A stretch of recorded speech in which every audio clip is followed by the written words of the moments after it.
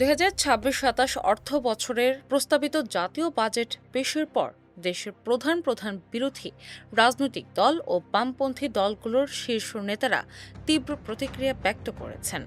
দলগুলোর মতে বিশাল অঙ্কের এই ঘাটতি বাজেট শেষ পর্যন্ত সাধারণ মানুষের উপর পরোক্ষ করের বোঝা বাড়িয়ে দেবে এবং এর বাস্তবায়ন বর্তমান অর্থনৈতিক পরিস্থিতিতে অত্যন্ত কঠিন হবে।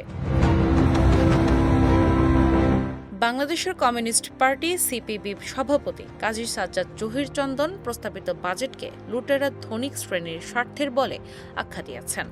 তিনি বলেন, প্রায় 2.5 লাখ কোটি টাকার ঘাটতি পূরণে সাধারণ মানুষের ওপর করের বোঝা চাপানো হবে। বাজেটে নিত্যপণ্যের দাম কমার কথা বলা হলেও বাস্তবে আমদানিকারক ব্যবসায়ীদেরই সুবিধা দেওয়া হয়েছে। শ্রমিকদের ন্যূনতম মজুরি, কৃষকের ধানের দাম কিংবা বেকারত্ব দূরীকরণে এই বাজেটে কোনো সুনির্দিষ্ট রূপরেখা নেই।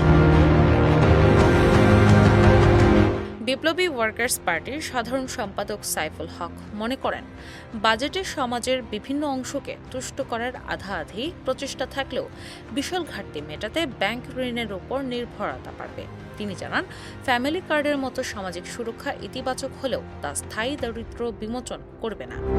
উপরন্তু বিনা প্রশ্নে কালো টাকা সাদা করার সুযোগ অর্থনৈতিক দুর্বৃত্তায়নকে আরও উৎসাহিত করবে। বাংলাদেশের সমাজতান্ত্রিক দল বাসদের সাধারণ সম্পাদক বজলুর রশিদ ফিরোজ বলেছেন, বাজেটে আশাবাদ থাকলেও অতীতের কোনো অভিজ্ঞতার শিক্ষা নেই। ঋণ খেলাপিদের টাকা উদ্ধার, ব্যাংক খাত সচল করা কিংবা 9% উপরে থাকা মূল্যস্ফীতি নিয়ন্ত্রণে অর্থমন্ত্রীর বাজেট বক্তৃতায় কোনো কার্যকর প্রতিফলন নেই।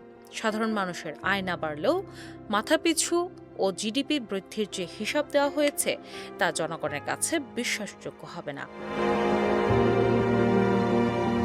জাতীয় পার্টির মহাসচিব ব্যারিস্টার শামীম হায়দার পাটোয়ারি বাজেটকে অবাস্তবায়নযোগ্য বলে মন্তব্য করেছেন।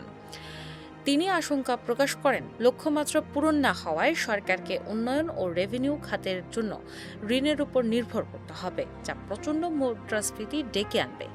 এছাড়া চর অঞ্চলের মানুষের ভাগ্য উন্নয়নে বাজেটে বরাদ্দ অনেক কম বলে তিনি ক্ষোভ প্রকাশ করেন।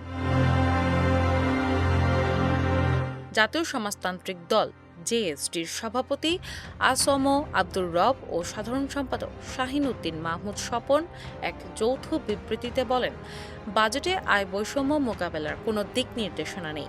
করের আওতা বাড়াতে গিয়ে যেন ক্ষুদ্র ব্যবসায়ী ও মধ্যবিত্তের উপর চাপ সৃষ্টি না হয় সেদিকে খেয়াল রাখার তাগিদ দেন তারা। একই সাথে কর ফাঁকি ও অর্থ পাচার রোধে কঠোর ব্যবস্থার দাবি জানান জেএসডি নেতারা। দিনা ইসলাম, বাংলা বাজার পত্রিকা।